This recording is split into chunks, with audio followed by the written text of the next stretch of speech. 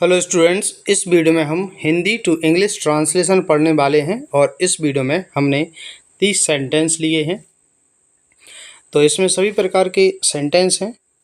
Tense से संबंधित imperative sentence भी हैं और ऐसे सेंटेंस लिए हैं मैंने जो रोज़ाना बोली जाने वाली अंग्रेजी में यूज़ होते हैं।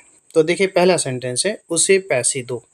ऐसे वाक्यों में कर्ता नहीं होता है, तो ये इम्परेटिव सेंटेंस है। इसमें मुख्य क्रिया पहले आएगी, दो मतलब गिव, उसके बाद होगा उसे यानी कि हिम, गिव हिम, और पैसे यानी कि मनी।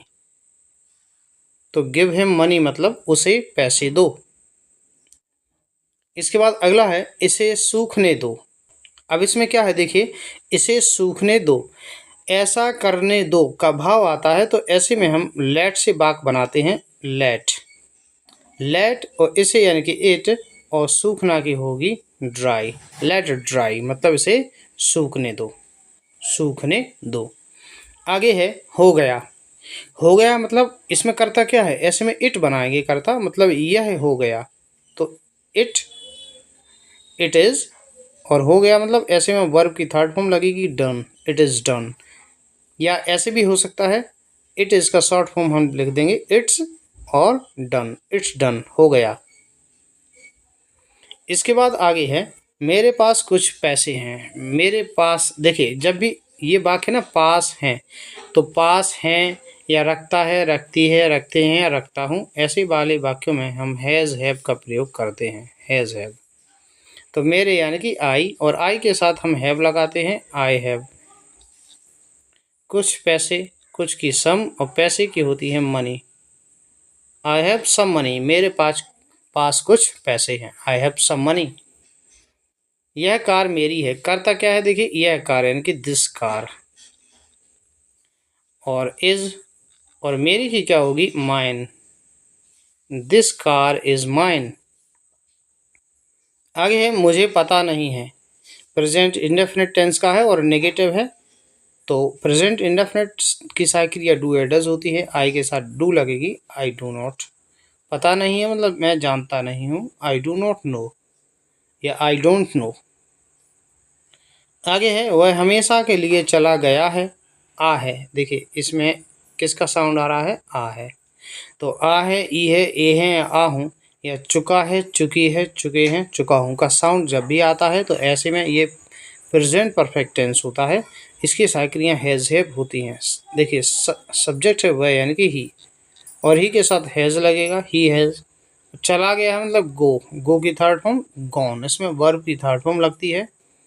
हमेशा के लिए for ever, he has gone for ever.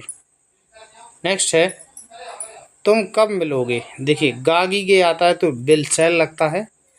ये डबल इंट्रोगेटिव है, प्रश्नवाचक शब्द पहले आएगा, कब की अंग्रेजी व्हेन, फिर विल, और तुम की होगी यू, व्हेन विल यू, मिलोगी यानी कि meet, when will you meet. आगे, चलो वहाँ चलते हैं। चलो ऐसे आए ना तो लेट्स लगाते हैं, लेट्स।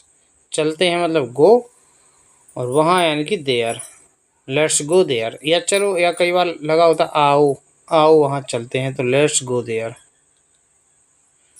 आओ क्रिकेट खेलें, देखिए ये आ गया, तो आओ जब भी आ जाए ना तो लेट्स लगाते हैं, लेट अस, या इसका शॉर्ट फॉर्म होता है लेट्स।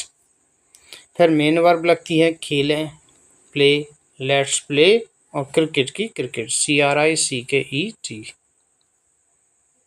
आगे, पेज मत फाड़ो, मत लगा तो डू नॉट, और फाड़ना की टीयर, पेज की pages, PAGES, don't tear pages, page की क्या होती है, PAGE, इसमें एस जुड़ जाएगा, पेजेस। आगे, कोशिश करते रहो।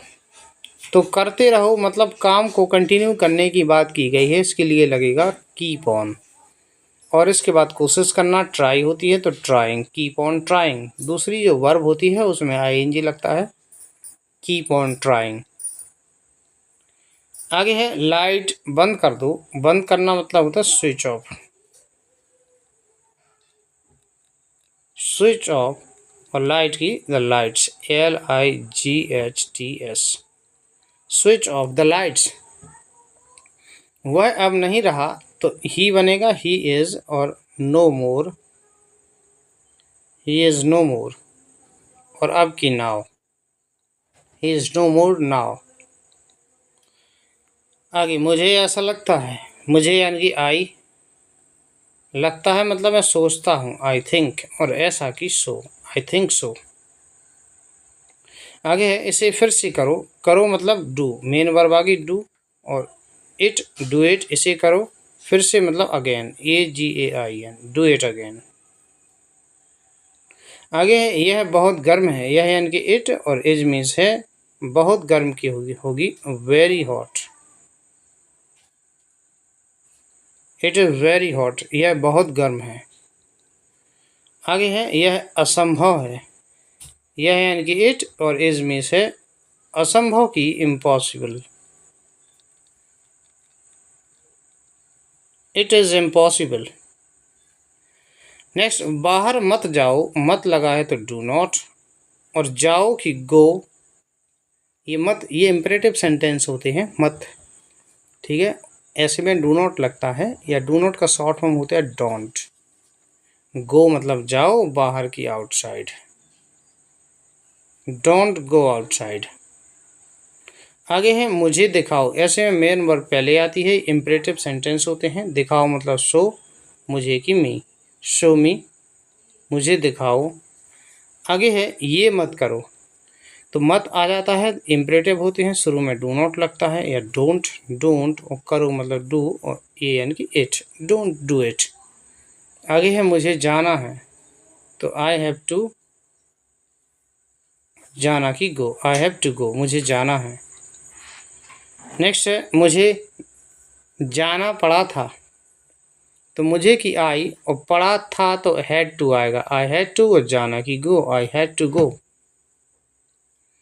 नेक्स्ट है क्या करूं, तो क्या करूं व्हाट टू डू, ये होती है इसकी अंग्रेजी, व्हाट टू डू, क्या करूं। आगे है मिलते रहा करो, तो इसकी अंग्रेजी होती है कीप इन टच, मतलब टच में रहो, कीप इन टच। नेक्स्ट, तुम कहाँ रहते हो, प्रश्नवाचक शब्द लगेगा पहले, वेयर, रहते हो प्रेजेंट इंडेफिनिट क्या का है डू, तुम की यू, और रहना की live, where do you live, तुम कहाँ रहते हो। आगे जल्दी करो, करो मतलब डू, और अब देखिए जल्दी करो की अंग्रेजी होती है हरी, हरी अप, मतलब होता है जल्दी करना, हरी अप। यह होती है मेक इट फास्ट,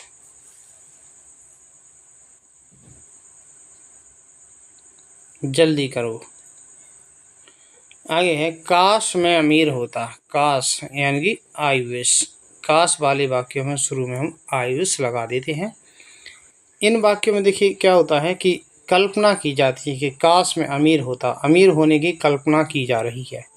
ऐसे में जो करता आता है ना, उसके बाद वर लगता है, वर, आई वर, रिच यानी कि अमीर, I wish I were rich.